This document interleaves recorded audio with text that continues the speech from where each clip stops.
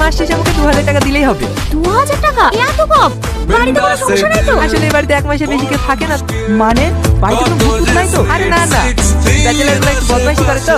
তো বুঝতে পেরেছি, তোরা যাই করুক, আমরা এই বাড়ি থেকে যাচ্ছি। আমরাও দেখছি এই বাড়িতে ওরা কতদিন থাকতে হবে। এত রাতে কে গান বাজছে? এই পুরোনো তোমার টাকা পয়সা দিয়ে দেবে না। এত রাতে এখানে? আমার কিছু হয়নি, কিন্তু মনে হচ্ছে তোদের রং লেগেছে।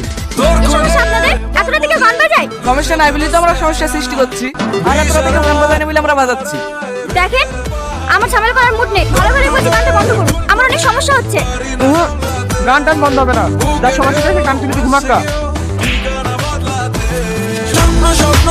আপনি জান দাদু, রাগ করিস না, আমরা তো পরে পরিশোধ নেব। হ্যাঁ আমি রেডি। আপনি এখানে কেন আসতে পারি না? আসতে পারবেন না কেন?